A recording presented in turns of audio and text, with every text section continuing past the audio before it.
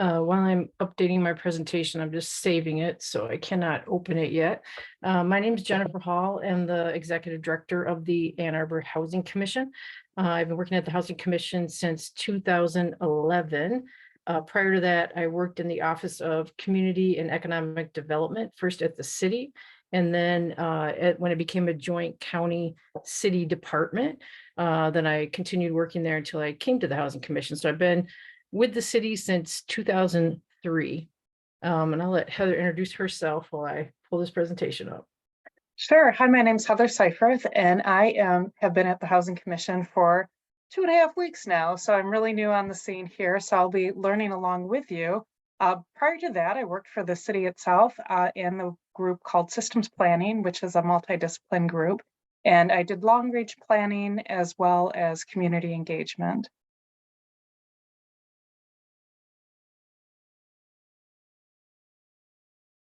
Okay, so you guys can see my screen. Oops, let me get started here. If anybody has any questions, you can go ahead and put them in the Q&A box. Jennifer, Heather, whenever you want to answer those, you can. You can do it during or at the end, whatever you want. Okay, I guess I would, normally I can see people, and normally I've done both in person and where I can see the participants. So it looks like there's about a dozen participants here. Normally what I do when I start out is just ask folks, even if only 4 or 5 people are willing to respond, like, what do you think, what does affordable housing mean to you? And it looks like you can only do that in the chat. So if there's folks that be willing to just take a minute to say, you know, this is what it means to me. There's no right or wrong answer, just trying to understand, you know, where folks are at, what those words mean to you. It could be positive, could be triggering, could be anything. Jennifer, do you want them to, like, we can promote them all to panelists if like you wanted to have conversations with them? Oh, I'd love to. If we can do that, I would love it. Yeah, for sure. I'm gonna just go ahead and promote everybody to panelist. If you are on and you do not want to be seen or heard from, totally, you don't have to. I'm just gonna go ahead and do that. One moment.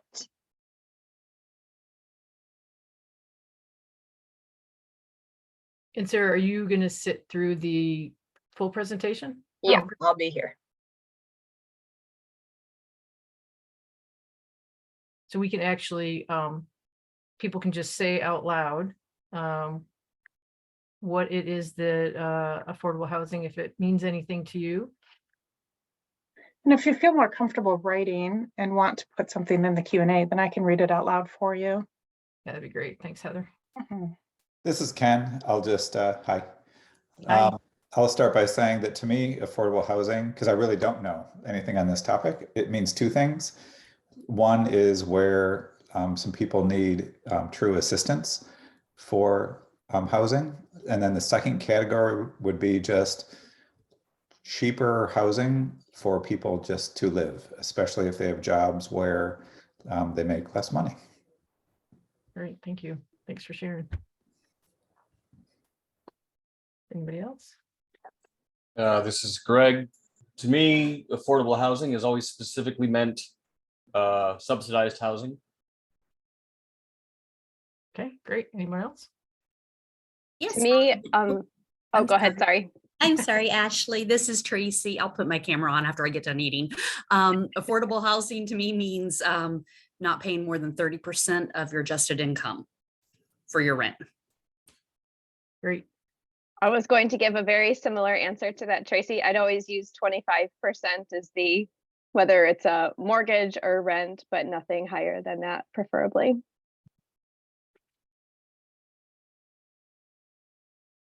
Anybody else want to share? Or did anybody write anything, Heather?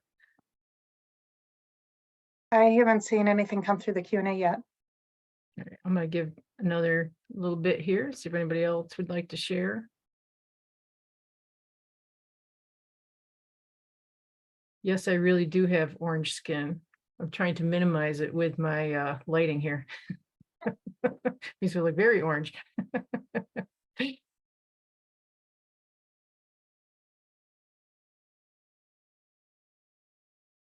All right, great. Well, we have a fairly small group. I've had as large as like 35 folks, so I am happy to answer questions as we go along. I'm happy to have you just ask the question. If you do raise your hand, I'm gonna ask Heather to see if she can see it, because I might not be able to see it. I can't see everybody at all at the same time while I'm presenting, so feel free to interrupt at any time that you need to. All right, I'm gonna start the presentation. So the Ann Arbor Housing Commission, we are a part of the city, but also separate from the city. So we have we're our separate public body corporate, but we were created by the city of Ann Arbor in early 1960s, and that we are all city employees, which is unusual. Most housing authorities are actually independent from the city.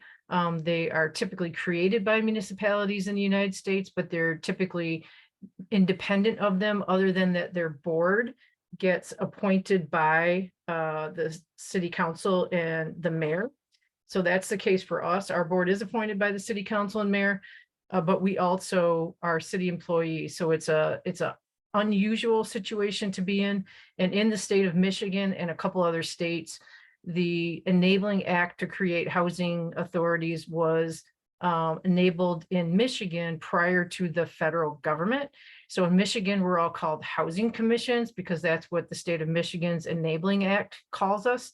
But if you hear HUD speak or anything like nationally talking about who we are, we're called housing authorities or public housing authorities, PHAs, but we're all the same thing. And sometimes you'll hear public and Indian housing.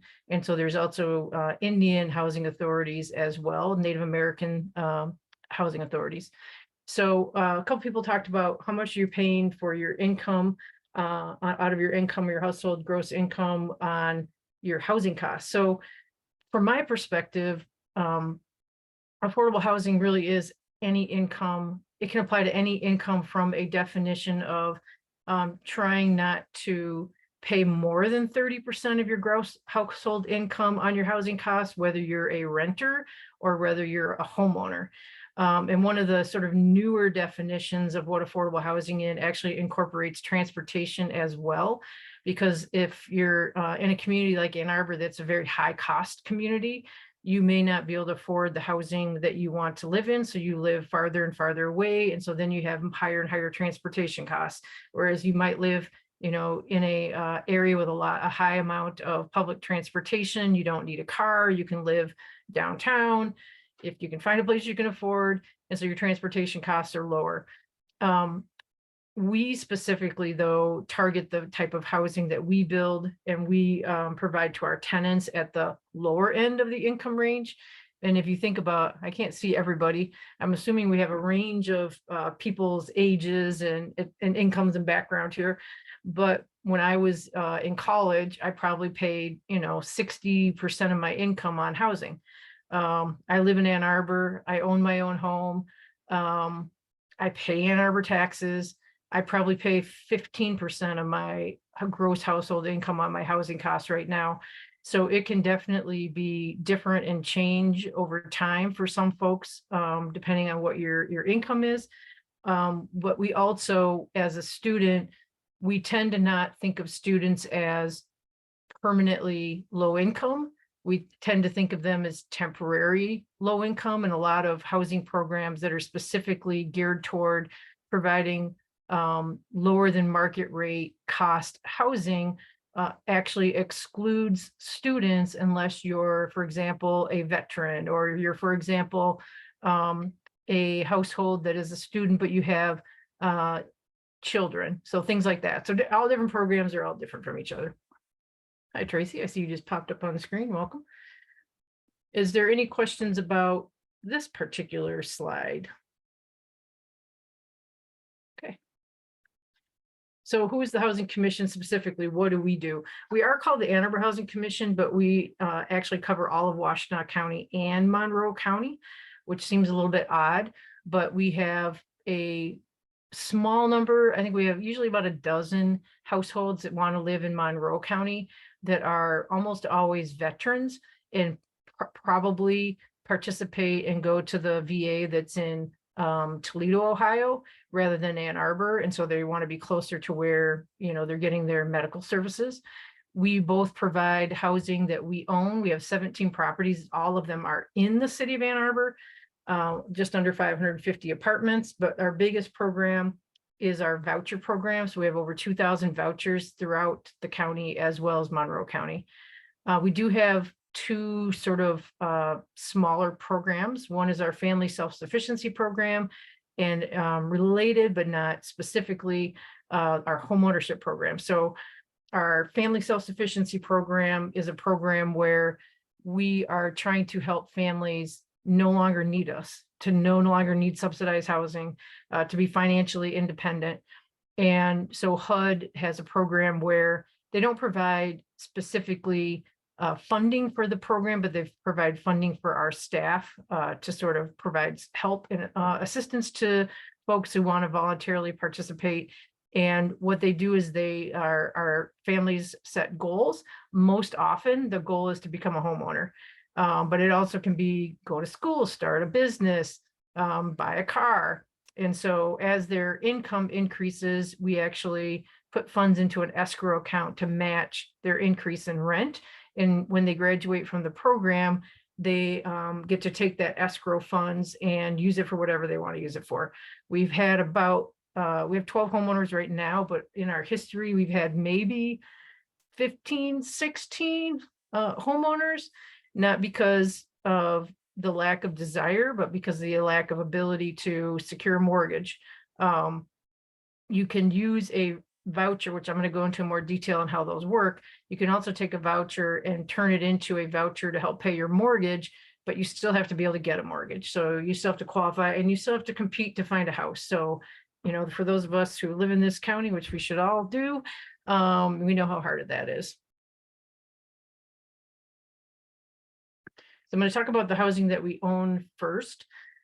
We recently acquired Lurie Terrace, which is a senior housing project. Prior to that, we had 100% of our housing was what you've probably heard of as public housing. Almost all of it was built in the early 1970s. Some of it, the most recent, was built in 1989. So we haven't had any new, quote, public housing built since 1989. But I'm going to talk about how we no longer have public housing, but we do own housing that is very much similar to public housing, but it's just not called public housing anymore. So this is kind of a breakdown of the size of the units that we own. Almost all of our studios are at Lurie Terrace, our senior property. Prior to acquiring Lurie Terrace, 100% of our housing had rent subsidy built into the actual unit. And what that means is that anybody who lives in that apartment, they pay 30% of their income on rent. And then we have a rent subsidy through HUD that pays the rest of the rent. And so that's why that 30% of your income is sort of the most common definition of affordable housing, because there's so many HUD programs where that is how they calculate what's affordable, as they try to hit that 30% income target. I think someone mentioned 25%. The more I do this work, sometimes I think it's 20%. The lower your income is, the harder it is, because you don't have much money left over for basically your food, your medical care, your transportation, et cetera. It just becomes harder and harder. This is the distribution of the housing that we own. You can't tell by the little icons how many units are at each location, but we do have a lot in Ward 5 and Ward 3. Ward 2, much higher income, much higher housing costs in that ward, as well as Ward 1. And you could say the same for Ward 4. So I would love to have those little icons of affordable housing in every single ward, equally distributed. I don't think that'll ever happen, but it would be wonderful to have more distribution in all kinds of neighborhoods. There was once a duplex that was for sale last year in Ann Arbor Woods neighborhood, which is a really high income neighborhood. And the duplex was, I think it was like 1.1 or 1.2 million. And I was like, oh my gosh, we'll never buy housing in this neighborhood. Should we buy this $1.2 million duplex when I could buy 3 duplexes in another neighborhood and serve more households? So like, those are the kind of choices you end up making, is more households served, or, you know, having more income diversity in neighborhoods. So it's always something that we're thinking about. This little chart just shows you what, for the folks that do live with us, that we track their income if they have some kind of rent subsidy. Most of our folks make under $25,000 a year. We do have about 60% of our households have a disability. Some folks with a disability are on Social Security disability, some are elderly, some are working, and most of our families have household members that are working. Many of our single adults are single adults with a disability that are not working, but we do have a lot of families that do have jobs. Are there any questions about this particular slide or so far? So in our voucher program, the difference between our housing that we own and manage, and similarly that others own and manage that have subsidies, rent subsidies attached to the apartment. What happens is anytime somebody moves out, they don't take the subsidy with them. The subsidy stays with that apartment. So the next person who moves in gets the benefit of having that rent subsidy. So we call that project-based subsidy or project-based rental assistance, but this subsidy is attached to the unit. In our tenant-based voucher program, the subsidies attached to the family. And so the family can take their rent subsidy and go anywhere in Washtenaw or Monroe County and find a place to move into that fits within the voucher size, the voucher rent amount that they have, that passes housing quality standards and a few other things. And then they can, when they decide to move from where they're living, they take that voucher with them and they can move to another location. And so it's often perceived in among our residents that a tenant-based voucher is a better situation than living in our housing, because you can take it anywhere you want. You have more flexibility. It's called housing choice, to give people that choice of where they want to live. But as you can see from this map, it still means that it's not so easy to see because of the way the dots are, because this can represent, one dot can represent a multifamily location with 20 people living there. But about 2/3, 60%-ish, somewhere in there, it, you know, fluctuates, of our households actually live in the city of Ypsi or Ypsi Township.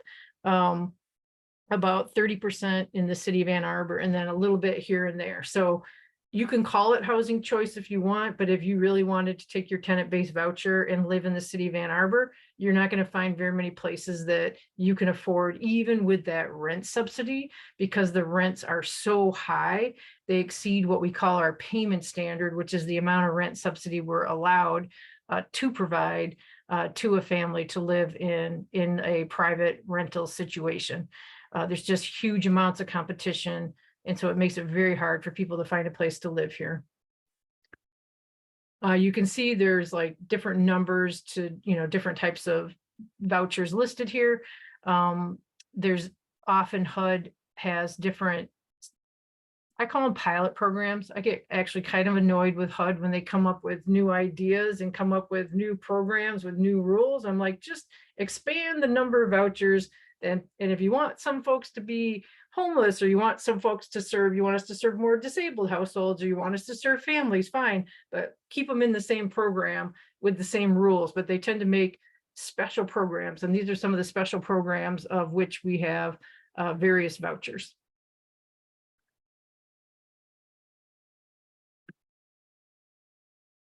The this map is showing it. You're not gonna be able to really tell a big difference, but this map is actually showing, can't even read my own map. Oh, okay. Total number of vouchers leased up in all programs. So this is both project-based voucher programs and tenant-based voucher programs. And you can still see it's similar to this one.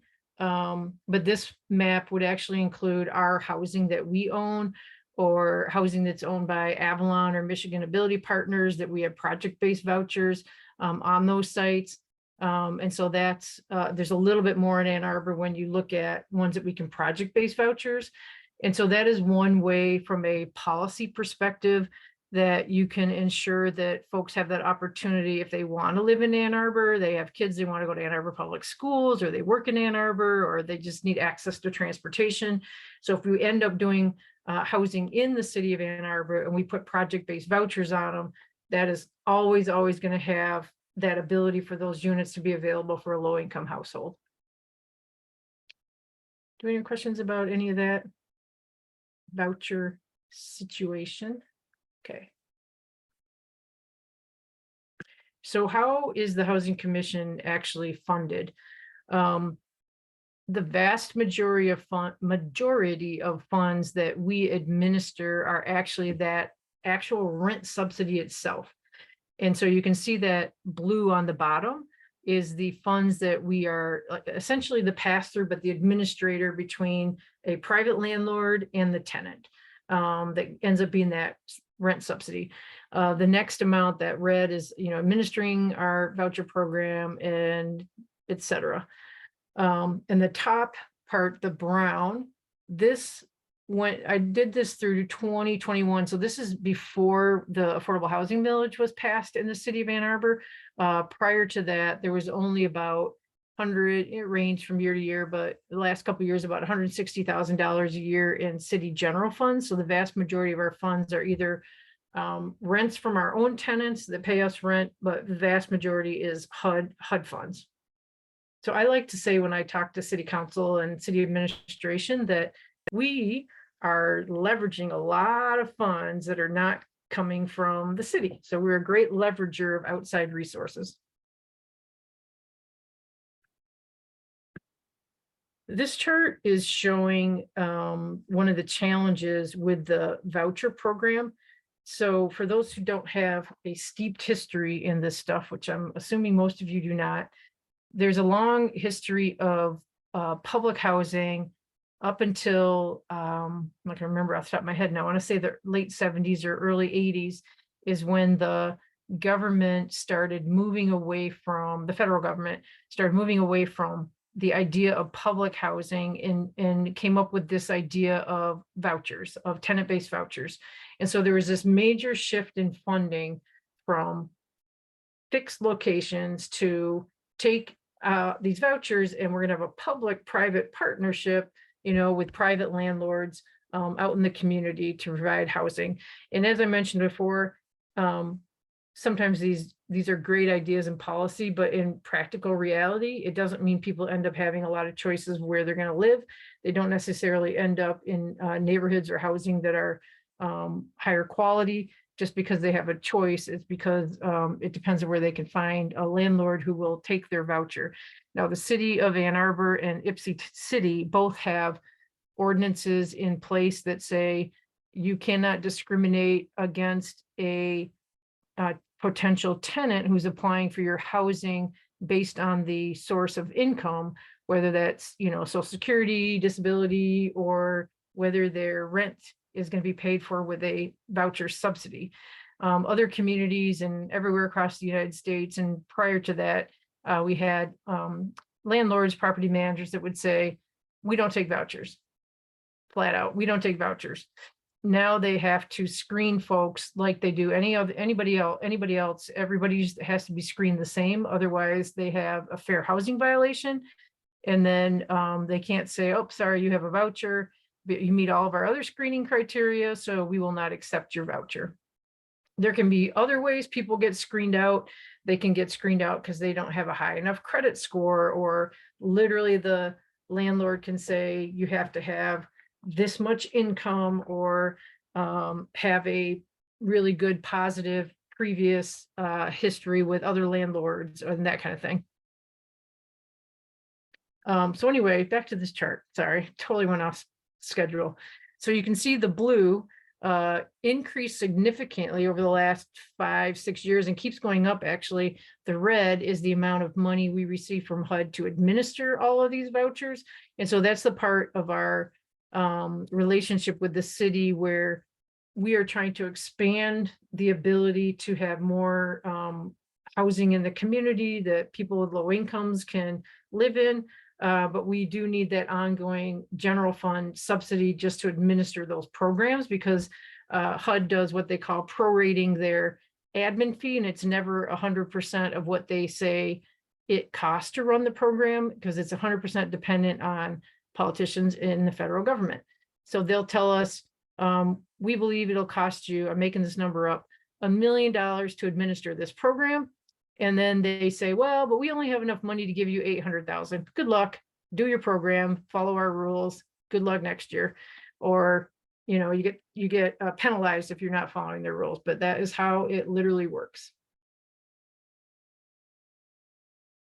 And then this is just a chart showing what happened was HUD recognized that there was insufficient funding for public housing. You probably all heard horrible stories about, you know, really large Cabrini Green or other large public housing sites all over the US and mostly in urban areas that are completely disinvested in, have a lot of high crime, you know, they're not being upkept, but it's not I can't say it's due to a lack of desire or ability of the housing authority to manage those units. I can definitely say there's a disinvestment and a continuing cuts in funding for public housing, and it's been going on for decades. And so literally when I started in 2011, I took a tour of all of our properties and I was like, holy moly, we are a slumlord. Like, oh my God, how can we bring up the standards of the housing that we're in? And then I looked at our finances and I'm like, oh, there's not enough money. There's not enough money to pay for a new roof or to fix the elevator or to put new flooring in. And so HUD saw that and recognized that as well. And they came up with a new program called Rental Assistance Demonstration. That was a pilot program. And they said, you know, hey, public housing is a thing of the past. It's not supported politically, but we still have all this housing. We still have all this need.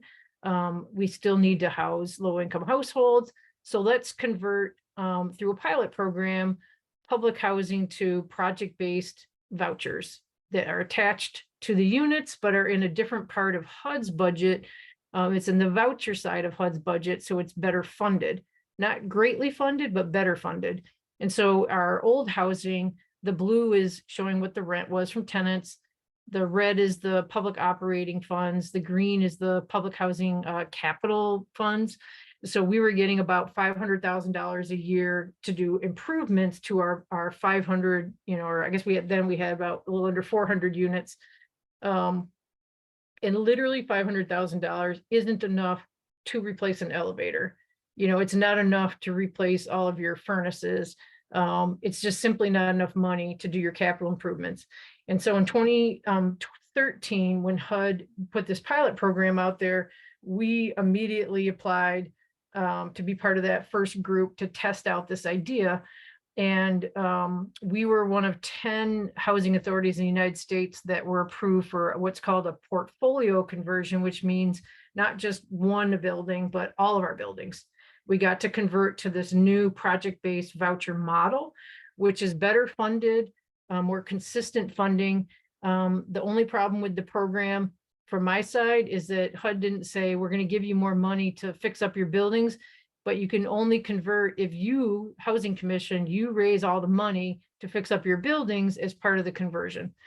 So on this chart, you can see as we started to convert more and more of our public housing to project-based vouchers, the blue rent increased because we actually added more housing we actually tore some places down and built new.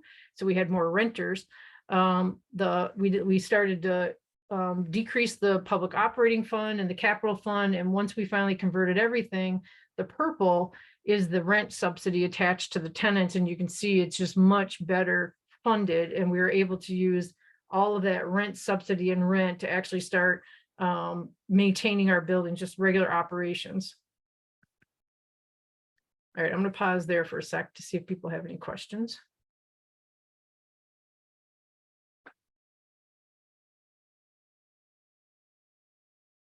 All right. When we started doing this conversion of our housing, there was coincidentally also another change at HUD, which was that they have a homeless program. They have a homeless component of the HUD budget, specifically for obviously homeless households. So the old model was to put funding towards shelters. So about the same time when we were doing this conversion under RAD, HUD had this change in best practices that had been identified through the, sorry about that, that was identified through the nonprofit sector, years of practice working with homeless households to say that the best practices is housing first, if it, I'll explain what that is if you haven't heard of it, as well as permanent supportive housing. And what that means is instead of saying you can be in this shelter, but you're not allowed to have any kind of housing until you've dealt with whatever barriers, whatever physical, mental, emotional health issues are going on with you, that you can prove to us that you can live independently in housing. And so the new model is no, the first thing you need is housing. Like, how do you deal with your addictions, your mental health issues, your physical disabilities, if you literally don't have a safe, secure place to live every night that you can build from? And so that's the housing first model. And then when you pair it with on-site services, permanent supportive housing, then you have a service provider that provides voluntary, sort of holistic, client-centered case management that can cover whatever the individual need of that household is, whether it's the adults, the kids, the grandmother, whoever. And so I have a bunch of our partners that we work with that as we did this conversion, we also added a lot of support service provider partnerships into our old public housing system so that now we have services at every single one of our apartments that we own. All right, I'm gonna stop here for a second. Any questions about any of that?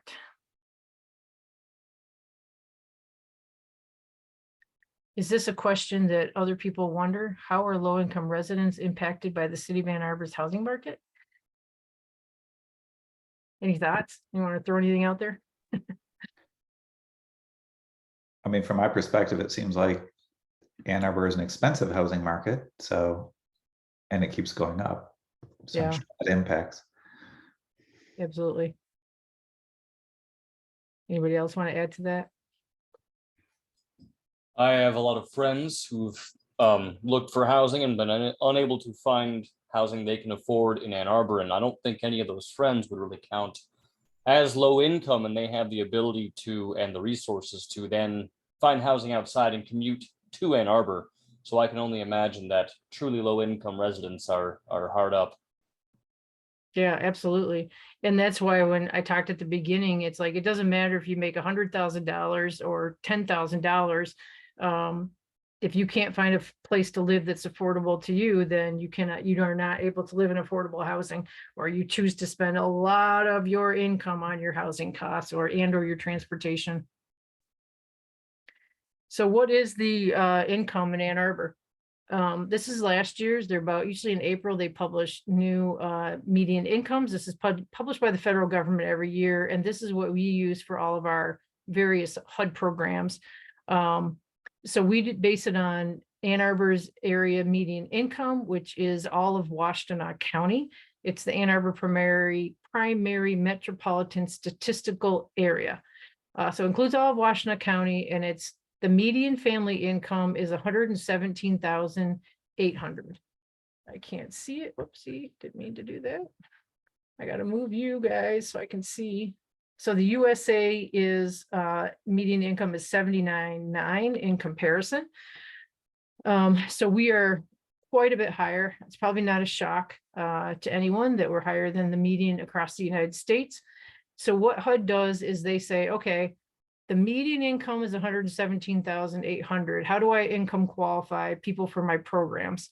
HUD says, we're going to stick that in a household of 4 at the median income. And every other number you see in this chart is a formula. It's a formula.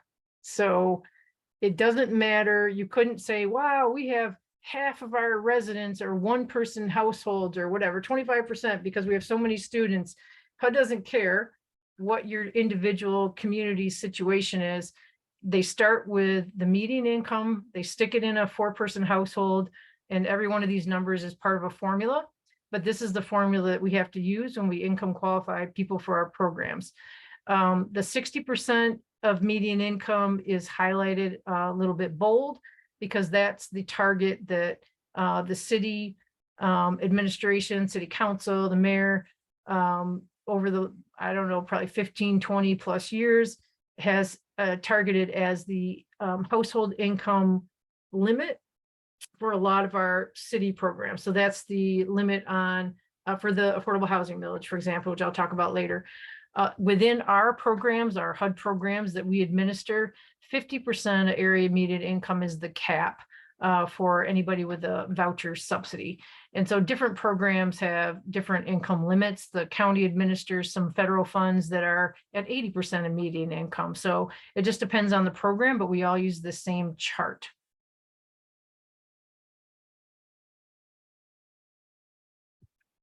And so if you take that chart and you convert it and say, okay, if those are my incomes, what's 30% of that, so that I know what the target maximum household housing costs are. And so that's converting it to this chart. And so at that 60% of AMI, no more than $1,237 for somebody at 60% of AMI who's a 1-person household, and so on. And you might be rightly thinking, wow, that is still really high. Yes, because we have a very high income in the city of Ann Arbor, and it keeps going up. Last year, so this year's 117,000, last year was 106. I've never seen in my 20 some years of doing this work a $11,000 increase in the median income in our community. It's usually, you know, $500, $1,000, you know, maybe $15 or $2,000. We took a huge leap between 2021 and 2022. So I'm kind of interested in seeing what happens for 2023. So this is the income limits, but obviously you can have that as your income limit and have folks that live in that housing that are less than the maximum. And so we actually, when we set our rents for properties that we have the ability to do that, we try to set them lower than what the maximum is. So you have the greatest range of people who can live there, because unless you have an actual rent subsidy, like an actual rent subsidy, there are programs that have rents that are less than market rate, but there's no rent subsidy. So you still got to pay the full rent. And it doesn't matter if you are at 30% AMI, 35% or 50% AMI, you're all paying the same amount of rent. Does that make sense? I'm going to give an example of, so the city has within our zone planning and zoning ordinance, we have various ways that a private for-profit developer, it doesn't have to be for-profit, but it tends to be a private developer is required to include some some affordable units in their market rate housing. And so the income limits are set by this chart, and they, you know, every year it changes. And then the city tries to come up with a formula of setting the actual rents, or it could be a ownership amount. If it's an owner, it could be an owner amount. So we try to hit that target, and this includes utilities, but there's no rent subsidy. There's no rent voucher. So the rents are fixed, and anybody who moves in has to be less than that income, but you could be a lot less or a little bit less. You're all going to pay the same amount. Okay. And if somebody, which has happened, if somebody moves in, so like Beekman on Broadway has, I'm going to forget the exact number, I want to say 7 or 8, and they've got another 7 or 8 scheduled to come online. Their rents are set, they're well below their market rate rents for the same unit as their market rate, same design and all that. And we have 2 tenants with tenant-based vouchers who live there. So they actually only pay 30% of their income on rent, and then the voucher pays the rest of it. But somebody else without a voucher subsidy pays the full amount. Okay.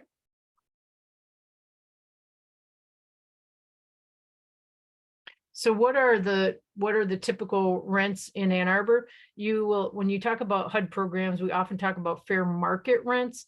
And basically HUD also publishes this every year. And what they say is, we're going to look at your market, and we're going to look at everything in your marketplace. We're going to determine the 40th percentile of all your units. I have no idea. There's a long explanation of how they do this. But we're not going to count anything that's 2 years old or less. And we're not going to count any subsidized housing like the housing we own. And so then they try to come up with this, what's called fair market rent. And this has a little bit of bearing on what our voucher payments are, but you can kind of see the trends, the obvious upward trends, and particularly more recently than even, 30 years ago for the 1 and a 2 bedroom. All right, I'm going to talk a little bit about the impact back prior to fair housing and civil rights laws. I'm going to take a little bit of shift here, but it's impactful because over 60% of our tenants are Black. There's a long history in urban areas where most of the folks who are participating in HUD programs are Black, but that's not true when you look at the entire state. There's actually more people who are participating in these programs that are white from a national perspective, but it's more rural areas. And so when I talk to my various housing authorities that are all over the state, up in the UP, upper lower peninsula, they are almost exclusively white households that are participating in their programs. But when you're in an urbanized area like Ann Arbor, prior to the fair housing and civil rights laws in the 1960s, this is a map of where African-American populations lived, because that's where they were allowed to live. And so you can vaguely, faintly see the outline of the city of Ann Arbor right here.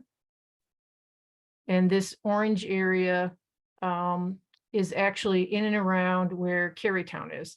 So in and around where Carytown is, in the Old West Side, the near Old West Side, is where African-Americans were allowed to live. They were excluded from other neighborhoods, as well as recent immigrants of all different kinds from different countries, whether it's from Europe or the Middle East or Africa, a lot of new migrants. That's where they ended up living. Community high school used to be Jones Elementary School, which was the elementary school for that neighborhood. And there was a very active Black business district on Ann Street and 4th Avenue. And so one of our projects that I'll be talking about later is actually in that neighborhood, and a couple other ones too, that I'll talk about some of the things that we're doing over there. You can also see that the highest concentration of where Black households were able to live is in the south side of Ypsilanti, where this darker brown is down here. And then that orange area is in and around the Willow Run plant, the bomber plant that used to be there. That a lot of families moved from the south in the Great Migration and came up north, and many of them had jobs in manufacturing businesses in and around those neighborhoods. And then I can't remember all my slides. Okay, so if you jump to today, it's very different. Obviously, you're not allowed to, although it does happen in lots of different ways, discriminate based on race. It just happens in more subtle ways now. But you can see that historically, where Black households were allowed to live and where they live now, there's still a higher concentration of Black households in the Ypsilanti City, Ypsilanti Township areas. And that's just a change in, demographics, but also it kind of mirrors, but it's not an exact replacement for where the lower income households live. There's a higher poverty in parts of Ypsi and Ypsi Township as well, and housing prices are reflective of that as well too. And we literally have historically had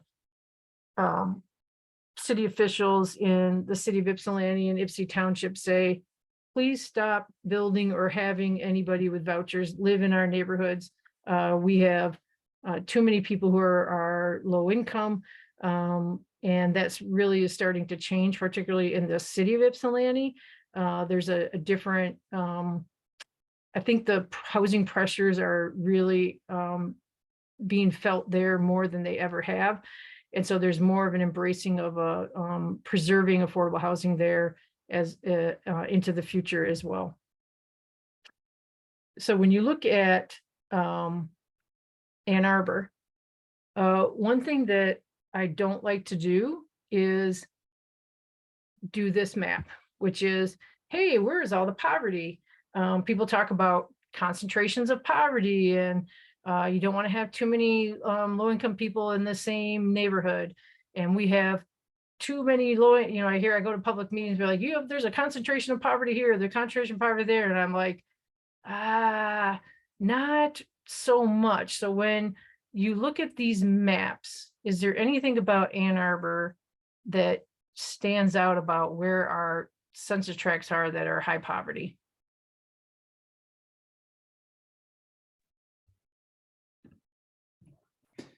From my perspective, I would say it's the area to the north and to the east.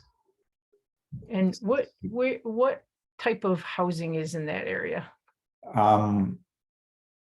It's not nearly as dense as like downtown. Like Anybody else? single family housing, I'm guessing. Some of it. But what about the areas around the downtown and heading Is down? that all student housing? Yes, ma'am. It is almost exclusively part of campus area, so in and around the campus. And so what happens when you're a student is you get your census form just like the rest of us, and you say, I make $4,000 a year. Guess what? You are high poverty.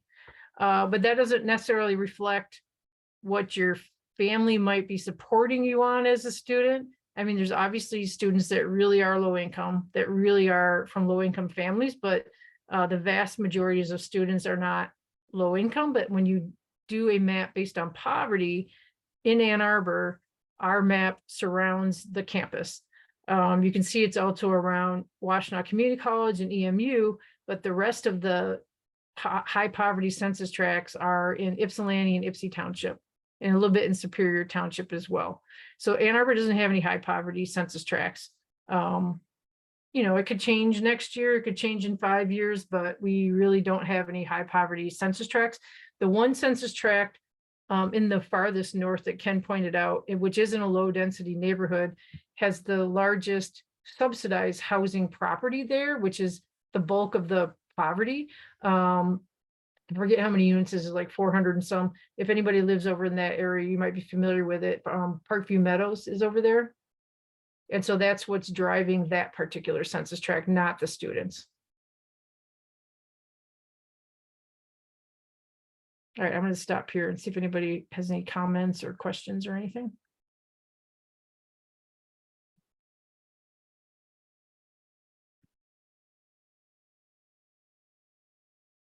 Okay.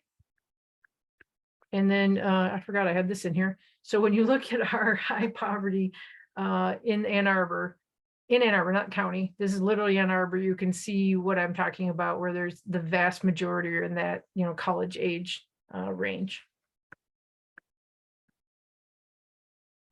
So what I like to do instead is say, okay, how many people are on some kind of public assistance? That gives me a better idea of where non-college student low-income households live. So this is what it looks like. That same census tract where Parkview Meadows is. The two gray census tracts are there's no information. I forget, I've been meaning to look this up, but I think there are virtually no housing there. I think that one in Ann Arbor is part of the campus. So the other places you can see it are in and around Bryant School, Arbor Oaks neighborhood, Stony Brook neighborhood, where the co-ops are, down on the southern side, southeast side of Ann Arbor, a little bit right in the center of Ann Arbor. There's a few low-income housing right downtown Ann Arbor, like Courthouse Square, which is senior housing. We have a property on the corner of Packard and Main, and then that little yellow census tract to the west. There's a co-op there. We have a housing site there. Michigan Ability Partners does, Avalon does. So there's actually a little bit of a cluster there.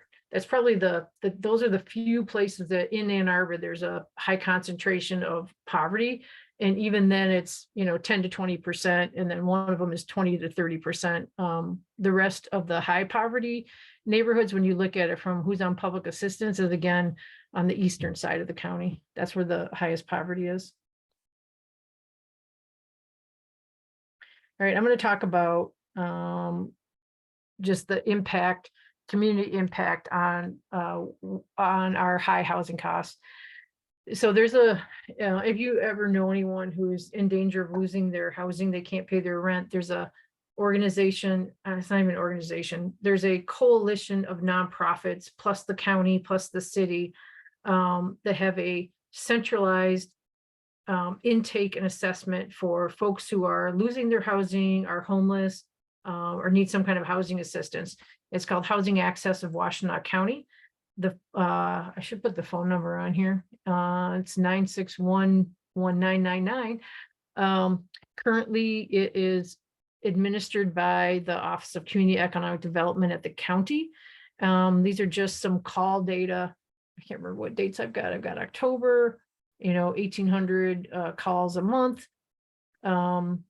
This is October is pretty standard. I just saw some new data from the county today. They had a little over 2,000 calls in a single month.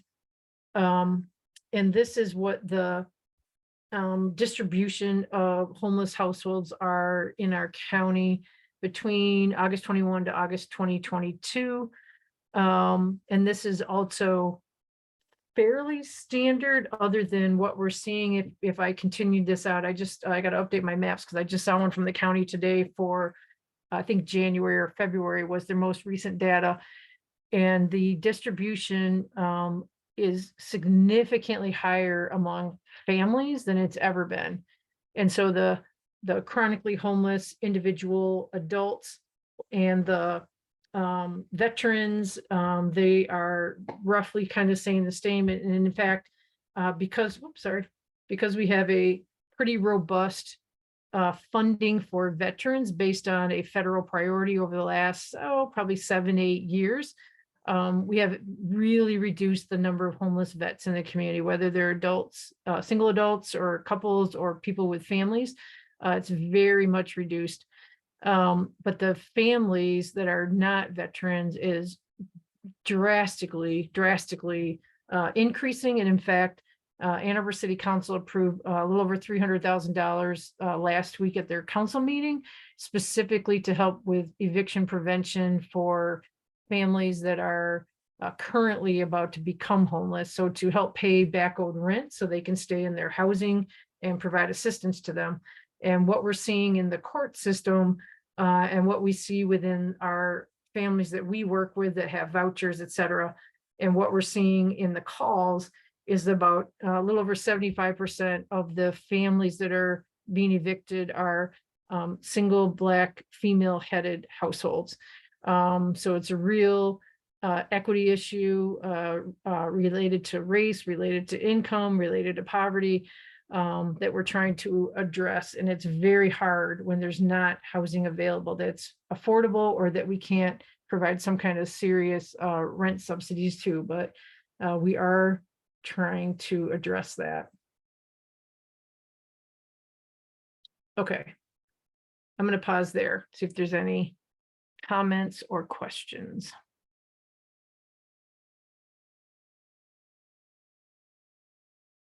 I have a question. Yep. Do you think like the increase in the families that you're seeing, is that because the price of rent is going up, or is there something else happening that's preventing these families from being able to stay where they are? Does that make sense? Yeah. We're seeing that's definitely part of it. Definitely part of it.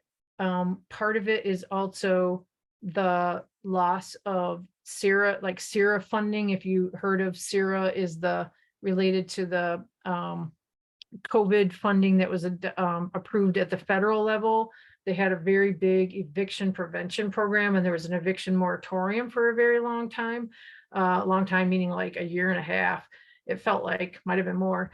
And so folks were able to stay housed who had disruptions to their incomes of their family, while simultaneously rents are just escalating, like really like significant amounts every year that we just haven't seen in the past. When we set our payment standards, because I won't give you the long bureaucratic description of it, other than to say the way we set it in the past, we kind of did it right in the middle of where we could set it. Then we had to do it at the top level that we could set it. And now we've got waivers from HUD to set our payment standard 10% higher than what's allowed by HUD without a waiver, because we just can't, even with families with vouchers, they cannot find housing that fits within that voucher without us really increasing the voucher amount that we will pay. And when there's a tight housing market, which I'm going to go into a little more depth now, owners can just keep charging more rent and trying to get the best cream of the crop tenants they can get. So they're not very tolerant of any kind of lease violations, or, you know, if you get behind your month rent in 1 month, it's like people are going quicker to eviction processes than they used to. Any other questions or comments?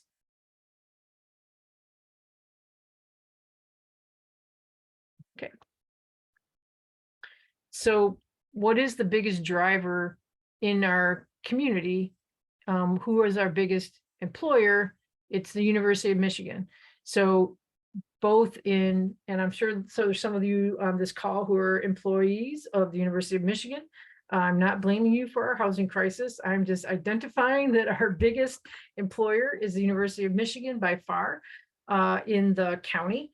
And also the number of students that the university has been admitting keeps on increasing significantly without significant increases in the housing the university has provided.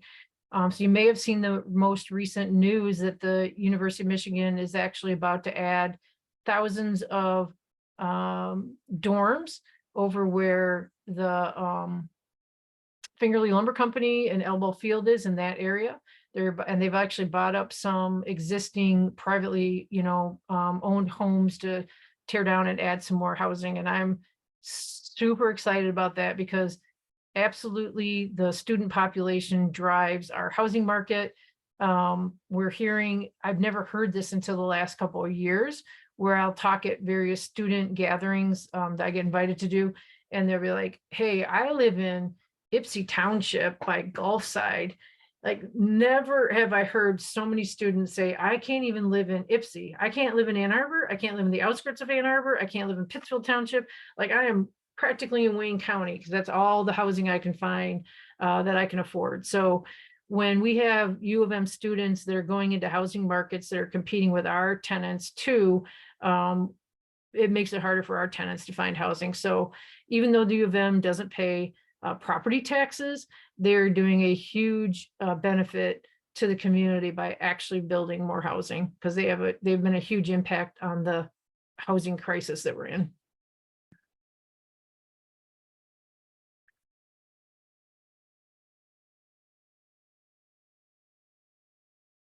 This is just showing it sort of in another way of the student population versus the U of M enrollment. It's definitely a big, we have fairly fixed boundaries. So, as the enrollment increases, we have more impact on our housing market. This is showing a map of Ann Arbor related to who pays property taxes and what's exempt. There's a very large number. The parcels in red are non-tax paying parcels. So it does impact the rest of us who live in Ann Arbor and our tax rate, which I'm sure we are all feeling. I feel it too. And a lot of that is not necessarily all U of M. A lot of it is actually parks that are owned by the city of Ann Arbor as well. Because everything in the city of Ann Arbor, the county owns, they also do not pay taxes. So you can see actually 16.1% is city owned compared to the university. People are often surprised by that.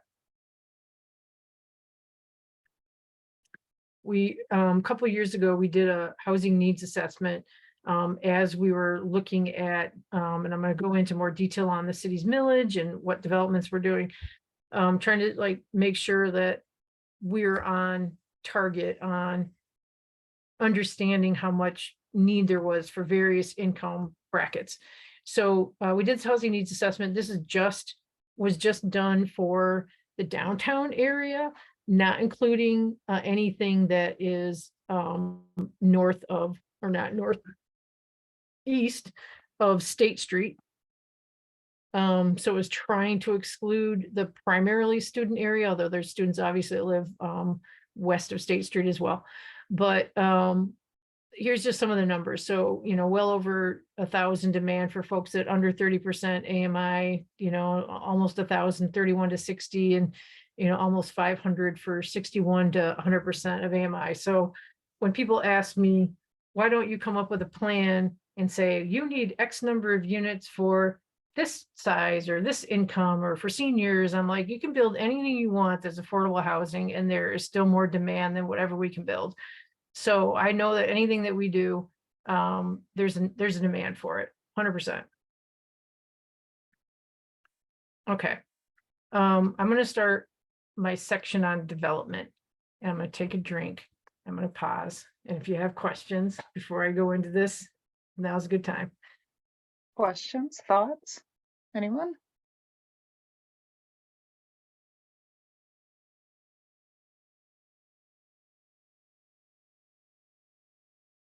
Heather, anything you want to add up to this point?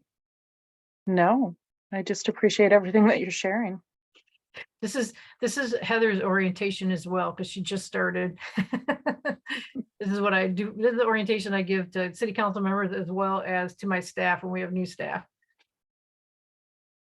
Okay. So you may be wondering why, if there's such a huge demand for affordable housing, why isn't the private sector building it? Why are they building such high cost, high end, expensive apartments? There is zero way way to build housing affordable in our marketplace, and probably most marketplace, to 60% AMI or even median income or less, or even maybe 120, maybe, no, not really, probably more like medium or less, maybe 80% income or less, without some kind of subsidy, whether that's free land, whether that's subsidy at the beginning of your development, so you don't have, so you have like grant like money that help bring the cost down of development, or some kind of rent subsidy like we have, so that you may have high rents, but there's a rent subsidy built in, and so you still have enough rent revenue to cover your operating costs. It just cannot be done. The costs are just too high, and particularly in Washtenaw County. That's probably not a surprise, but it is just a fact. When people think about what the biggest programs, subsidized programs are in the United States, most often people think that it's HUD. And this chart is, in some ways it's out of date, because during the Trump administration, there was a change to the tax code that would change this chart a bit. But there's actually the biggest subsidy historically is not HUD and it's not rental, it's actually home ownership. So those of us who own our homes and have owned it since before the tax changes happened a couple of years ago, I've always written off on my taxes my mortgage interest, my mortgage, my tax payments on my income tax returns. That actually is the largest amount of subsidy of housing in the United States came from that part of the IRS code. It is not as much as the HUD, as much as what HUD provides. And like I said, things have changed. I don't have up-to-date chart, but the other thing that's changed is there's been more funding going towards housing through HUD as well. But in fact, the largest program that exists right now for rental housing, new development of rental housing that's for low-income households, is called the Low-Income Housing Tax Credit. It's actually administered by the IRS. It's not administered by HUD. It's also the most significant source of funding for what the Housing Commission is currently using to develop our properties. This is a chart showing the change in HUD funding. A lot of that change happened because of COVID. The housing crisis is now reaching all corners of the United States. People are becoming more aware of it from their constituents, you know, that are all spectrums of the political spectrum. And so it's becoming something that people care more and more about. And so we're seeing increases actually in the HUD's budget to do more housing type programs of all types. All right, I'm going to talk a little bit about how do you actually develop affordable housing compared to market rate. Just like market rate, we have to have land. Just like market rate, I got to hire an architect. I got to hire an engineer. I got to pay for lumber. I got to pay for screws. I got to pay for toilets. So our cost, the cost of actually physically developing of any kind of housing is pretty much the same. There's some, you know, they may have higher end finishes and things like that. So the market rate's going to be a little bit nicer, but that's just a small amount of our development budget. The real budget costs are pretty similar to each other.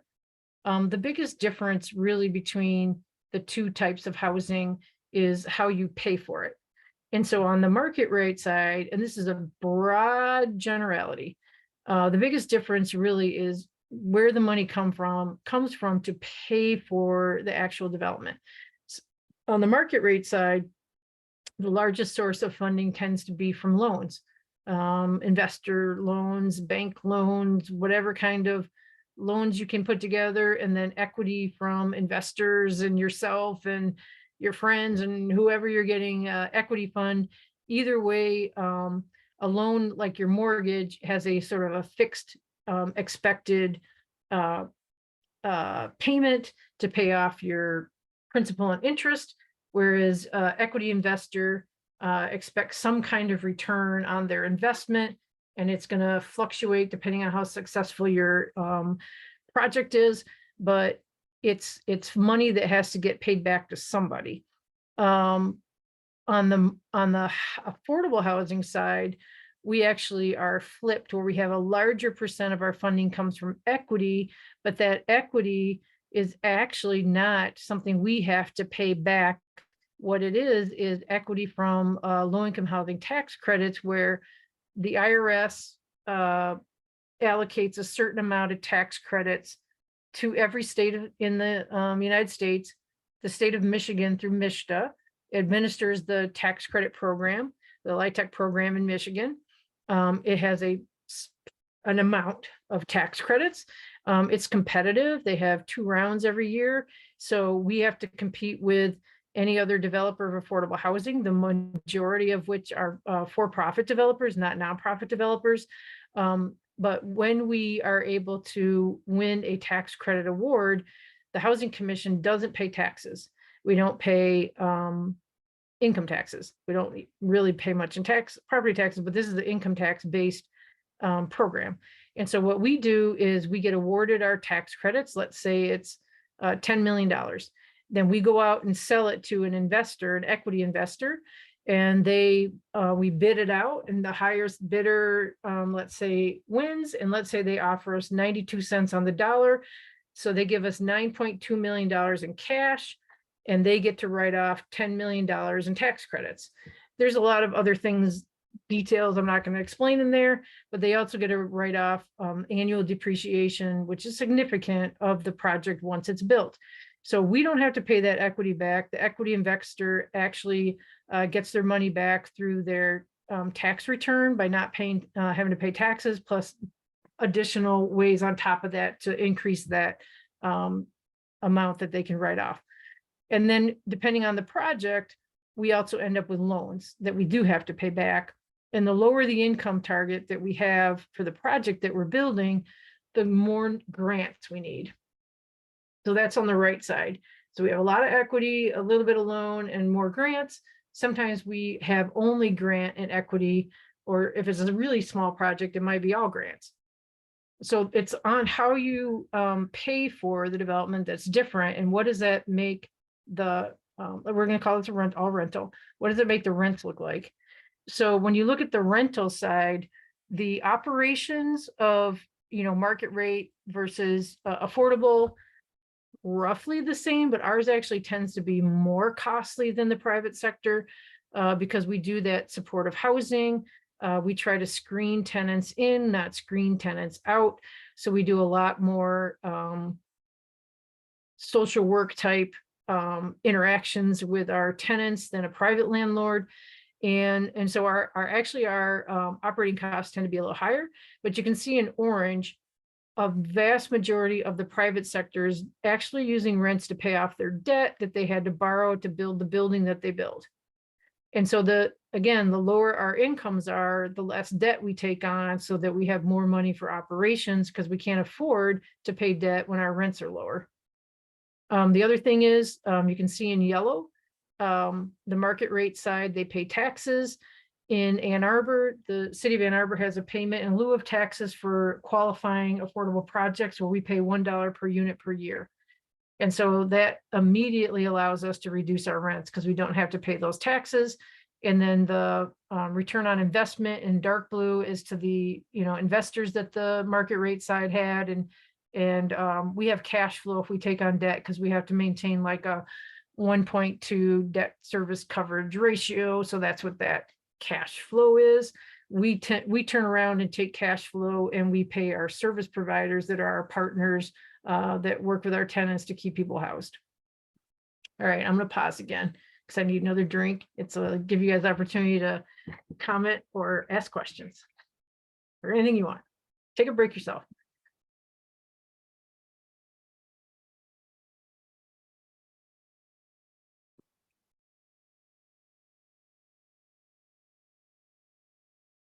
Okay, moving on. I probably should have had this slide a lot earlier, but this is actually the sources of funds. Remember when I told you we converted our public housing to project-based vouchers, and HUD didn't necessarily give us money to make our capital investment in our buildings, or if we had to build new. And this is the sources of funding. The vast majority was this low-income housing tax credit. Oops, so sorry. Equity. We took out some loans from a variety of financial institutions. The city of Ann Arbor put in, this is before the millage, put in funds from a variety of different sources. And the Housing Commission had some of our own reserves that we had from our public housing side, et cetera, et cetera. The DDA put in significant funds, which is also unusual for a downtown development authority. I think it's happening more and more, but back when we were doing this, it was unique and unusual for a downtown development authority to invest in affordable housing. So we greatly appreciate that partnership. And then you can see we had some small HUD grants that we used as well. The county, in partnership with the city and other municipalities, has a brownfield redevelopment authority. They also have been unique in that they have funds within that, within their purview. They do mostly tax increment financing, and since we don't pay taxes, we can't take advantage of it, but they set aside a portion of that payment for grant funds for municipal as well as nonprofit affordable housing development. So that's pretty awesome too.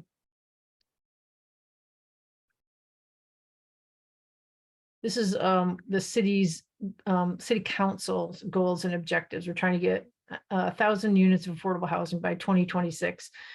It doesn't have to be built by the Housing Commission, can be built by anybody. It could be those market rate developers, including affordable. It can be a for-profit affordable housing developer, but trying to at least get almost 1,000 units in the next couple of years. Okay, I'm going to talk about I feel like I'm missing. It's either if I get to a point where I haven't talked about the millage, I must have it a little bit later. So prior to the city's affordable housing millage being adopted, the city had reacquired 350 South Fifth, the former Y lot across from the library. And so they reacquired it from the private developer they had sold it to because they hadn't met the agreement of what they needed to do. And so the intent was to buy it back and ensure that affordable housing gets built on that site. It's been 20 plus years, or about 20 years since the old Y was demolished. We still haven't figured out how to do affordable housing on that site, which is weirdly challenging. So when we were looking at that site and seeing, you know, how would we go about doing affordable housing there, I talked to the city about the fact that anyone doing affordable housing development in Ann Arbor cannot compete with the private sector to acquire properties because we don't have a line of credit of $20 million or $10 million or cash in our bank to, you know, when a property comes on the marketplace to say, hey, I've got, you know, $5 million cash or whatever it is to buy your property. Like, we simply can't compete because of that chart I showed you with all those different funding sources. It can take us 2 years to apply for and braid together all those different funding sources. They each have their own cycle of applications, their own requirements. It just takes a really long time. And so I said, look, we should look at other sites that the city owns to see if there's any other sites that make sense to develop as affordable housing. So these are the sites. The city basically went through all their portfolio of their underutilized properties, I'll say, that potentially could have affordable housing. So these are all the different sites. And what we did is we did an analysis of what land use restrictions are on these sites. Are there, what was the zoning there? One of the sites, maybe even two, had a FEMA grant. One had an MDEQ grant, one was a park property. So there's certain sites that because of the deed restrictions, they could not be used as affordable housing or any other thing but what the deed restricted it to. We looked at environmental conditions. Ironically, a property that is contaminated is not necessarily excluding it from being affordable housing because you can clean it up. You can clean it up to residential standards. You can access money to clean it up to residential standards, but there are things that make it harder to build in. So if it's in the floodplain, you can elevate it above the floodplain, but you can't use HUD funds. If it's in the floodway, you can't build any kind of residential housing. If you have HUD funding, they have noise restrictions. So there's different things we looked at. If it's existing buildings, you know, is there existing contamination in the buildings that you have to deal with? So we looked at that. And we also looked at doing some financial modeling, what funding sources are available and what aren't, and how could you braid those together. And then we looked at other things like, is this a good site for home ownership or co-op or rental or, you know, different kinds of things. What's the market demand, et cetera. This was back in 2019. We did this analysis. And so then we made a recommendation to City Council on what could potentially happen at all of these different sites. And then in 2020, the City of Ann Arbor residents passed the affordable housing millage, which is a very nice pairing with a developing housing on city-owned land, because the city owns it, we can take time to pull together all those different funding sources that I was talking about. We don't have holding costs. We're not competing with the private sector. And so it does enable us to have a better shot at developing affordable housing. So thank you, anybody who voted in favor of the affordable housing millage. Greatly appreciate that, because we're making some progress on trying to get some more housing. What the millage said was that whatever this millage is used for, it's up to 60% of the area median income. It's a 20-year millage, 1.0 mil, In the first year, it generated about $6.5 million. Now, here we are in year 2, or about to go into year 3, and our projections for year 3, I want to say, is 7.1 or $2 million. Can't remember. Within the charter, not on the ballot, but in the charter, it also indicated that up to 20% of the millage can be used on services for the residents of that housing, whether it's homeownership, whether it's rental, whether it's co-op.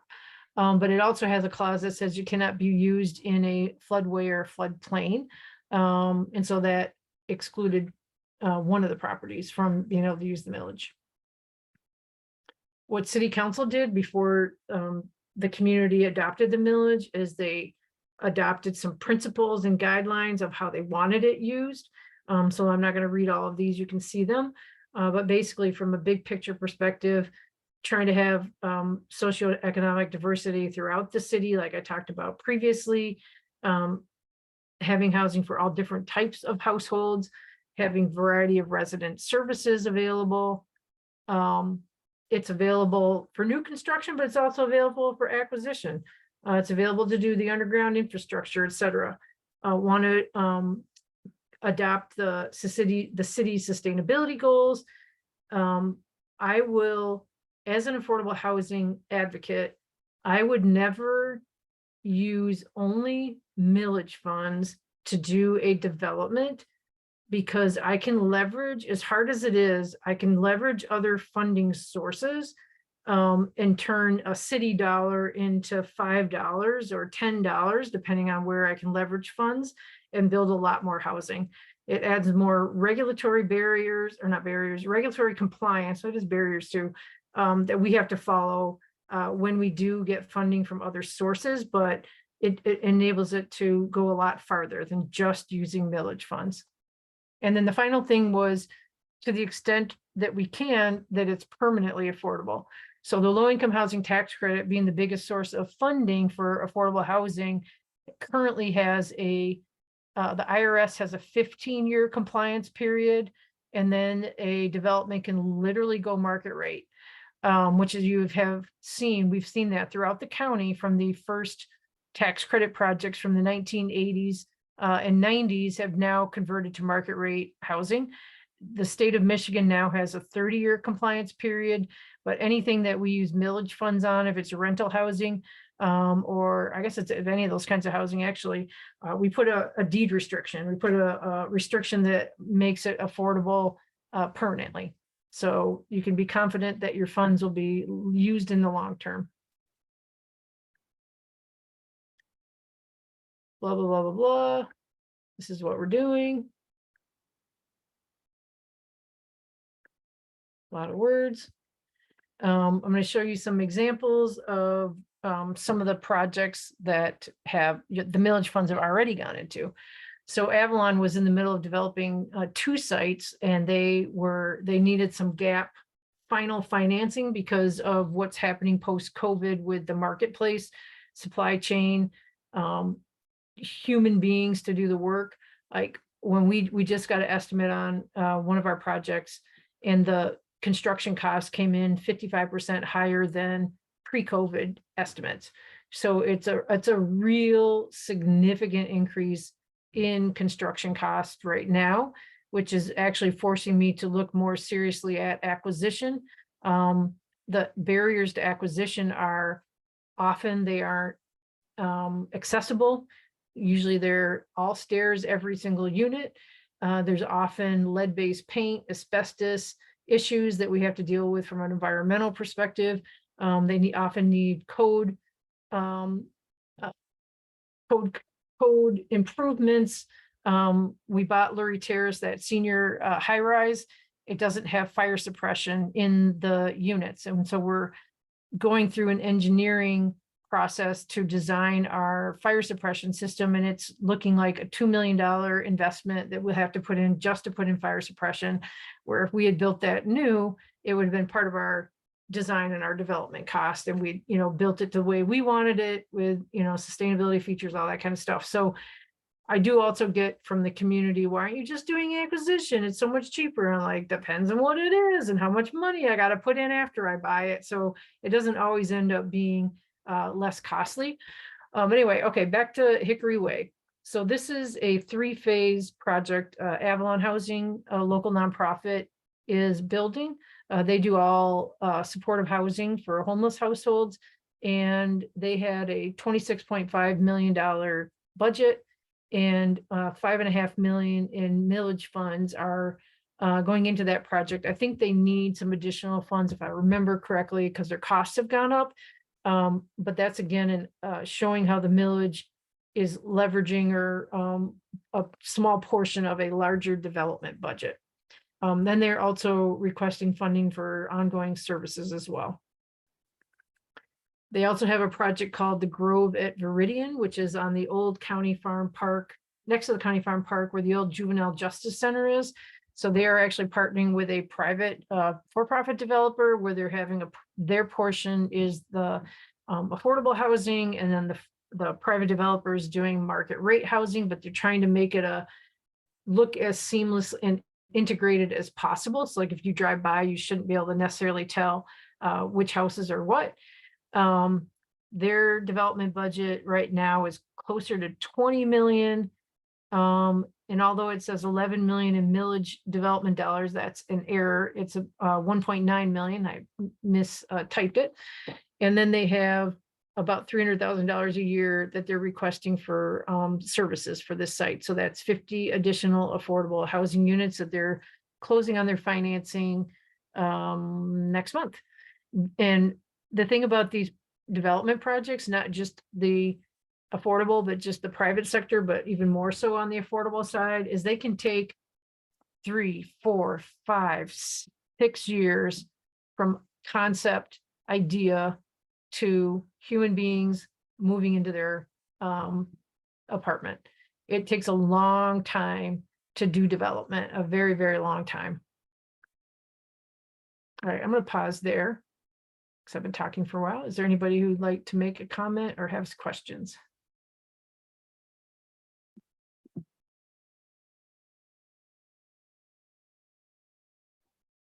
No questions, but thank you. And I think we're scheduled to not go beyond 8:30, and I believe I will end prior to that. In case you're wondering how much longer I am going to talk. I'm just going to go through some of the sites that we are working on and let you know where we're at. So we went through a pretty extensive public engagement process back in 2021, and then COVID hit and everything we were doing in person ended up going online and kind of derailed our process. But we did get some decent amount of community engagement done. Here's the locations of all those properties that the city identified as potential affordable housing, 2 of which we've already ruled out. One is where the senior community center is in Burns Park, because it's got a deed restriction on the entirety of that park that restricts just based on the deed restriction. It doesn't say you can't do affordable housing, but it makes it nonsensical the way the deed is, the restriction on there. And the other one is 104-120 West William, which is currently a surface parking lot with a railroad running through it and in a floodplain, floodway, one or the other. And it has a city council restriction on it that, you know, could change for the use, but the other ones are still potential sites. So this just sort of explains what we did. And then now I'll go into some of the actual properties. So this is the former Y site. I actually worked at the city when the site was first purchased from the old Y, and the city condemned the building while I was working in community development. And I had the pleasure of loading people on a bus in 24 hours to find a hotel or for them to live in because of the pipes that were bursting and collapsing in the building. And it happened to be October when we did that. Does anybody have any idea what challenge might happen in October in finding hotels? Michigan football games. Michigan football games. I think we had 2 weeks, and then we had to relocate everyone to another location far enough away from Ann Arbor that we weren't impacted by the football games. That was exactly what happened. So we had a PUD, planned unit development and supplemental regs, which is the zoning part of what happens on a property approved by city council. It's not the same thing as a site plan, which is a more specific details of an actual building and where the all the details of what happens on the building. The supplemental regs is like, here's the box you have to build in. Here's the sort of big picture stuff. So we proposed roughly 300 apartments, about just under 100 of them in one tower, just over 200 in another tower, a mix in 1-2 bedrooms. In the regulations, it said we'd have to do a minimum of 100 units at affordable, because there used to be 100 SRO, single room occupancy units at the site. And the city council wanted not just a minimum of 100, but a minimum of 40% of the total units at 60% AMI or less. And we made a commitment to the city's net zero 2030 goals as well as a city owned, project, property, et cetera. We are committed to partnering with the DDA, Downtown Development Authority, as well as the Ann Arbor Area Transportation Authority, the RIDE, because the Blake Transit Center is adjacent to this site. Over the course of these 20 years, they've tried to acquire the site at various points in time. They've tried to partner with various private developers, and everything kept falling through. So I'm like, okay, it's publicly owned. We're a public entity. You're a public entity. We have to try to make this work. And they need to be able to expand their transit downtown. That's where they're centrally located. And ideally, it would be on the other side of the Blake, because it's safer for folks to cross a sidewalk than across a road. And so we've integrated an expanded Blake Transit Center into our design. It makes the project really complicated and harder than it would be if we were just doing housing, but it's definitely a needed public benefit for this site. We actually have a L-shaped building. So the Blake Transit lane that you see, that gray lane, it actually goes, it's underneath part of our building, but we also have a, you can't really tell, but there's like an overhang over it as well that will be on the rest of it. This is the current design that we have. This is not an approved site plan. We're still working through a lot of ideals. This is more of a concept of what we'd like to have there. That's just the view from one location, the south, whatever that says, I can't see it. This is from over across from the library view. And this is from where the Blake is, and you can see where there's a bus kind of going under a building overhang, and it comes out onto 4th Avenue. Another site we have is at 121 East Catherine. It's another surface parking lot. We're actually in the process of getting site plan approval as we speak. It's already got by right zoning as a D2 district, downtown 2, D2 downtown 2 district. We're supposed to go to the Planning Commission next Tuesday, actually. This is 66 units. We have had to make multiple modifications as we go through the site plan design discussions with city staff and code issues. So now we're down to 63 units. All 62 out of the 63 units are actually 1 bedroom. We had to reconfigure the units. I just didn't have time to update this before this meeting. My apologies. And then we have 1 2-bedroom. So it's intended as a site for primarily single adults. It could be couples, but not specifically targeted towards families. And the 1 2-bedroom that we have, we do find that we have single adults that are in, that have a mobility issue that is severe enough that they require a 24/7 caregiver. And so you can be in one of our rent subsidized apartments and have a full-time caregiver with their own bedroom as well. And then our intent is this to be half supportive housing and half for folks who are in the arts and creative fields. You don't have to make a living doing that, but somehow you're either partially full or as a hobbyist, do something in the creative fields.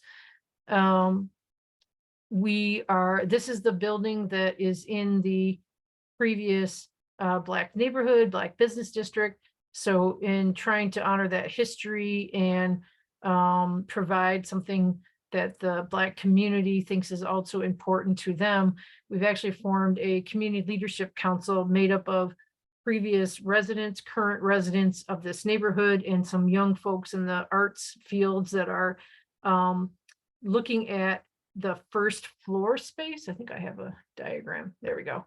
So that purple space is not specifically for the residential support. So it's an extra space that would otherwise be a, whatever, a CVS or something downtown. So we don't want to do that. We want to do something that's has a public purpose. And so we're looking at some kind of, they're coming up with some kind of cultural community space that we're going to try to design and build here. So we're super excited about that. You'll also see that we are trying to preserve as much parking as we can there. They're just different designs. Another site is 415 West Washington. This has a lot of challenges. It's challenging no matter what you build there. I don't care if it's residential, affordable, market rate, commercial, office, like the site is very challenging. So we're trying to address a lot of public purposes there as well. And what our plan is it's in a brownfield. The city's going through and they've done the testing for what contamination is there. So they have to go work with the state on a brownfield plan to address that. There's a chimney swift habitat where you can see that little chimney sticking up that folks who are, that is of concern to them. We've promised to try to preserve that if we can. There's folks who are part of the Greenway initiative, and we've committed to dedicating some land for the Greenway area. This is not a site you can use millage funds because it's in the floodplain. And so we have to do an elevated, we're going to demolish the building, deal with the brownfield, deal with all those issues, and then the building itself has to be elevated, and it can't be on the floodway portion. It can only be in the floodplain portion. So this is kind of an idea of what it could look like. We are going through the zoning approval process right now. And then the idea is that we would do a request for proposal for a private developer to develop the site.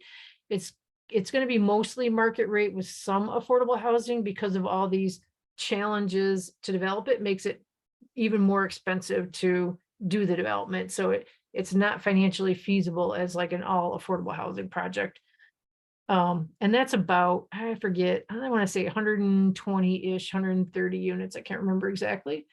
And then this is kind of what it would look like from downtown city, Ann Arbor City Apartments looking out west.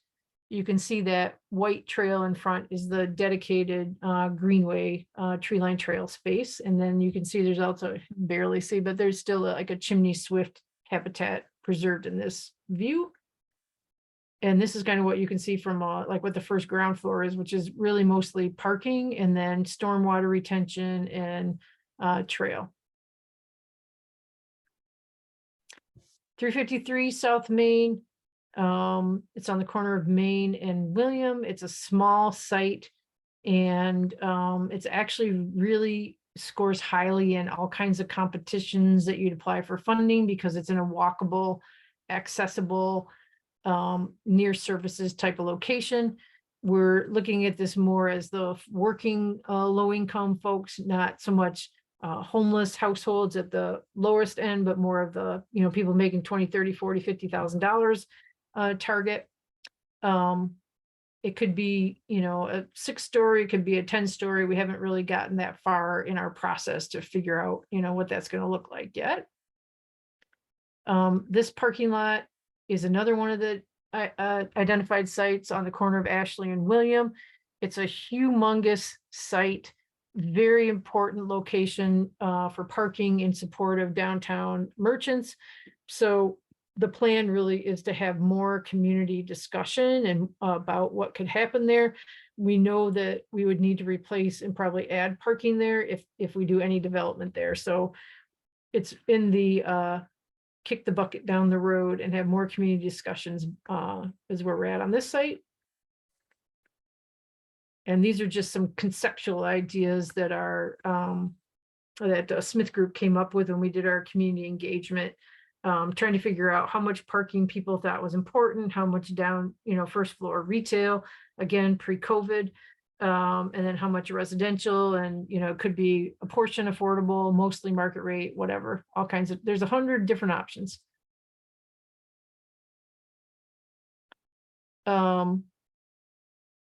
This site, 721 North Main, is currently a dilapidated junkyard that the city uses for any random thing that we need to get rid of that they don't want to take to the actual junkyard. So it's all in the floodplain. There's also a FEMA grant that was used to demolish a building, so you cannot build anything on that site except for just like a pavilion or like benches or things like that. You can put a trailway there, except for this corner that you see in orange is actually out of the floodway. It's high and dry. It doesn't have that FEMA restriction. And so what we're in the middle of doing is going through a lot split process so that we can actually develop a small something there. It might be 5 townhomes. It might be 12 units. It's going to be something pretty small. This site is on Ashley Street. It's also it's not a giant site, but it's a really good location, scores highly for a modest size, 50, 60, 70 unit apartment. We're looking at potentially maybe senior housing or family housing. We still have to go through more of a community engagement process on this as well. 2000 South Industrial is a site that the city of Ann Arbor has a lot of different uses happening there. It's where that blue water tower is. If you drive down Industrial, there's like concertina wire surrounding this site. It looks like a jail. That's where my offices is. That's where Heather offices are. That's where our maintenance offices are. It's also a site where the city has gas tanks for our fire trucks and other vehicles, as well as electric vehicle chargers. So we're working with the rest of the city's uses here, but the intent is to do some kind of housing there. This is just one design idea. This is not what's going to happen here. Just be clear up front. This is just like, oh, what about this? That one of our architects came up with that includes housing as well as office and maintenance space. So nothing final here. We're just in the concept stage and in the feasibility stage. This is 1510 East Stadium. It's fire station number 2. Where the shadow of that building is to the left is the Dairy Queen, just to put you in perspective for anybody who lives in that neighborhood. So this could be 4 townhomes, duplexes. It could be 4-story, 20-unit building. It's hard to score this for many funding applications because it's not a highly walkable area, but it's a modest size and in a good location. This is like my neighborhood. It's a nice location to do affordable housing. We just got to figure out how to finance it. And I think this is our final site. This is on between Platt and Springbrook. And it's this weird long property that runs between 2 residential streets. And we're looking at that as potentially some modest size starter homes, like a Habitat home, or, it's just small homes, like single family homes, because that matches what's, in that neighborhood right now. Okay, I'm going to stop right there and see if there's any comments or questions about any of these city-owned sites. I guess one comment I have is I'm kind of surprised at the sites that you show that are in downtown Ann Arbor, that there is parking allocated for those. Is that, did I see that correctly, that there are like ground level parking spaces? Because it seems like that it would not be the best use of space.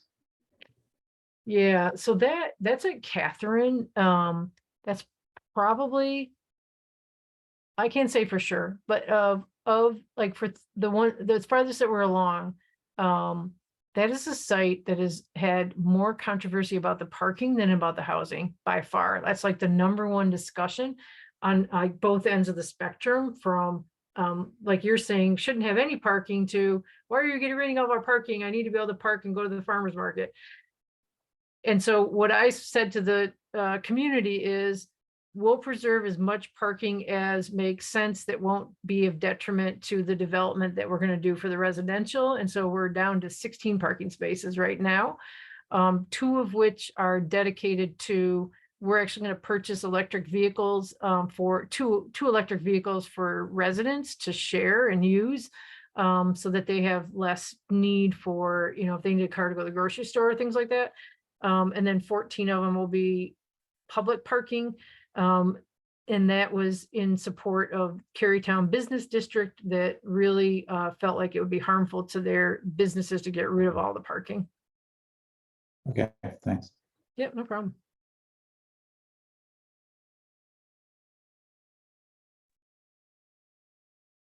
Other questions, thoughts? I love it, Ken, that you asked that question, because that, like I said, is the #1 thing that people think about for that site, and not the other sites.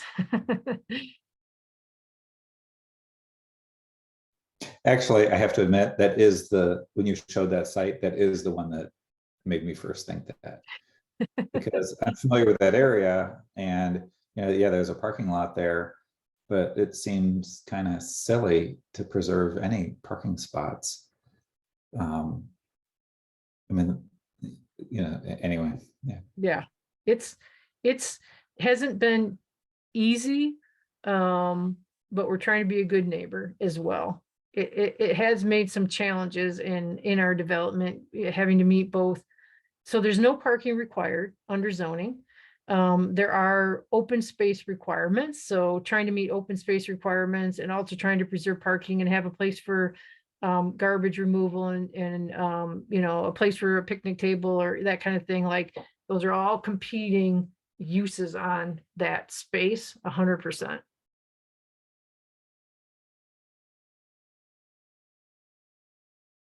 Anybody else, comments or questions?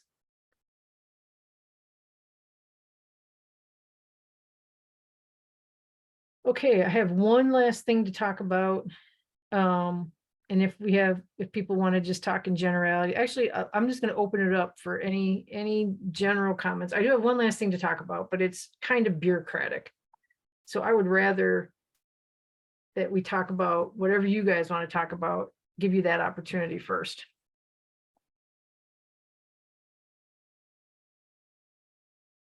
I am really surprised at just how complicated it all is. That feels like a simple thing. Maybe I should have been aware of that, but so I appreciate in your presentation how much you're showing the complexity of how we get more affordable housing in the city, as this has been talked about. It feels like for a really long time, and not a ton of progress seen so far. So this presentation is really helpful in just understanding like how very complex this is. And I'm sure the last 3 years have really thrown a wrench into plans that were, ongoing and, going on forward and had to be paused or rethought. And so I'm just really surprised and really grateful for the information. Yeah, thank you. Appreciate that. And you're right. It is way more complex than people understand, just as a human being in the world.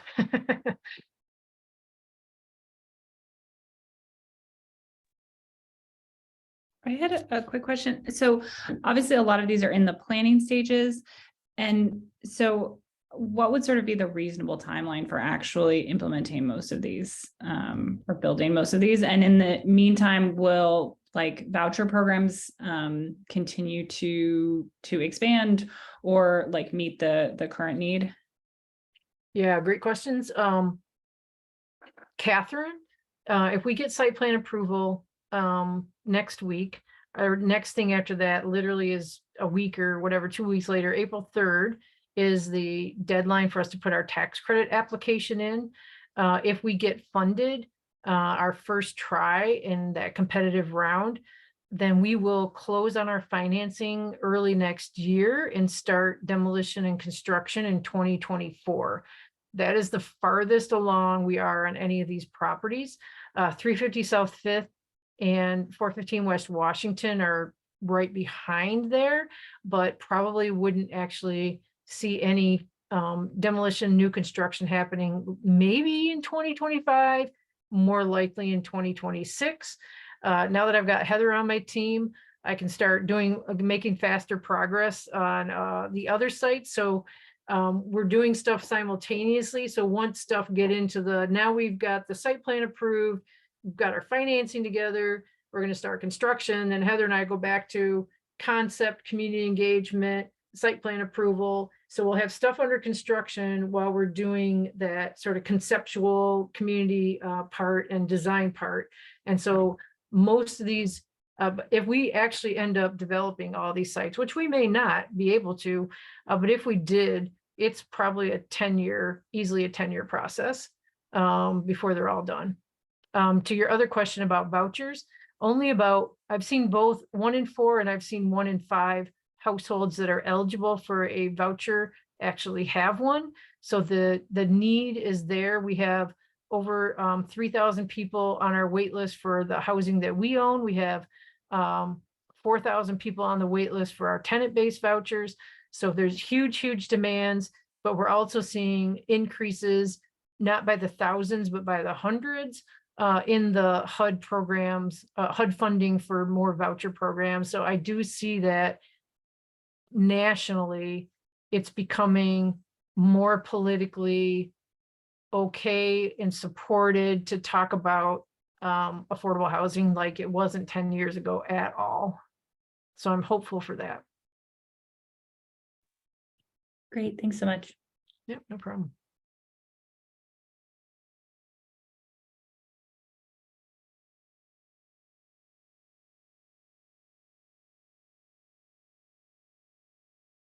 All right, I'm going to end on a whimper instead of a bang. No, that's actually exciting for us, but might not be as much for you guys. So in 2022, we competed for a designation called Moving to Work, but was specifically related to landlord incentives.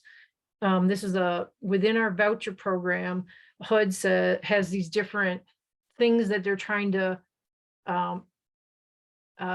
test. So like they test different ideas. And so they'll take a small cohort that you can apply for. And they say, if you get this designation, here's what you can do. But we want to you have to talk to our folks that are going to analyze what the impact is. So we applied for this designation and we won the ability to have flexibilities in our voucher program. It's a 5-year study. What are the flexibilities? The flexibilities are, and the intent is to allow us to use our rent subsidy and not our administrative fee to do creative things to incentivize and help tenants actually find and lease up housing, stay in their housing, and to provide incentives to landlords who may not otherwise participate in our program. So things like pay for security deposits, pay for renters insurance, things that they need to move in. Like literally when we house homeless households, we will help them find a bed and, get towels and things like that. Now we don't have to raise money from a separate nonprofit. We can actually use our HUD bucket of money to do these kinds of things. On the landlord sides, we're doing things like providing incentives to participate, like one-time things. We're going to pay for vacancy payments. We're going to help with repairs if somebody damages their apartment and isn't able to pay for them. So sometimes when that happens, the landlord's like, I don't want to rent to your folks anymore because this last tenant damaged my apartment, whereas 25 other tenants wouldn't have done that. So we try to keep our landlords in place once they participate. So that's super exciting for us. And so we're part of this 5-year test program to see how successful we are in keeping people housed. Oops, that is long gone. That will be the end. That's the end of my presentation. Thank you, everyone. This is a long 2 hours. I'm sick of hearing myself talk, so I can imagine how you guys feel. No, thank you very much. You're welcome. Is there anything else anyone would like to say? Thank you, Jennifer. Hey, you're very welcome.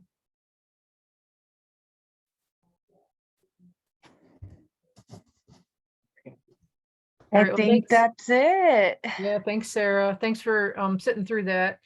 And I wish you all the best in your, I know you have probably like 10 different presentations you're going through. So I think it's great that you guys are dedicating your time to learning about how the city works and public service. That's awesome.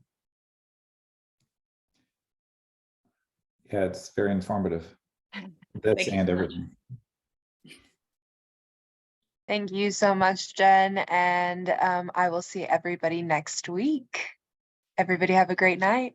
All right. Thank you, everyone. As well.